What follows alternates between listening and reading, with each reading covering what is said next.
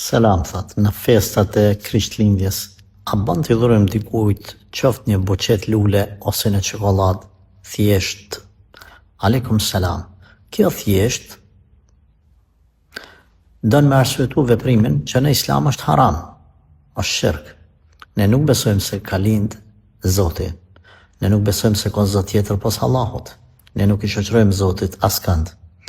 Kul huwa Allahu ahad, Allahu samad, lam yalid wa lam yulad. S'ka lind as nuk e ka lind askënd, s'ka lind nga askush dhe s'ka lind askënd.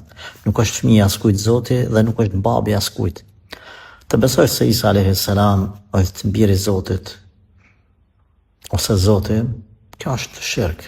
Të solidarizohesh ose të urosh, audhu billah, nuk du të thëmë diqa, ata respekt si njerëz, jo vetëm të krishterët, për çdo njeri, jo armiqësi, e mirë kuptim për çdo kënd, por kjo bie ndesh me fen tonë. Ta mohosh një jetë kuranor, qoftë edhe gjysën e tij, është kufër, me vedia fjalë dhe me disa rregulla.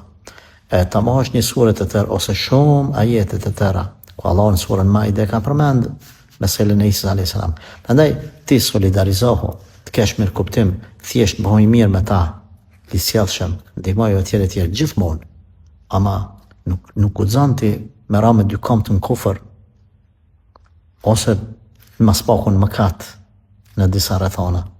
Prandaj Allah ka thonë Kur'an, lekum dinukum waliya din, ju keni feni ju, ne kem tonën.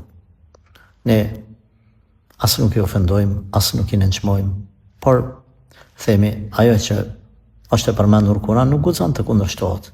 Prandaj të dashur vëllezër, motra, respekt për çdo kënd. Jepni respekt çdo kujt. Jepni mirëkuptim çdo kujt, por asesi në emër të kinsa domethënë të respektit ndaj dikujt tjetër, me shkatërru veten. Kujdesër unë prej xhenemit, shkurt.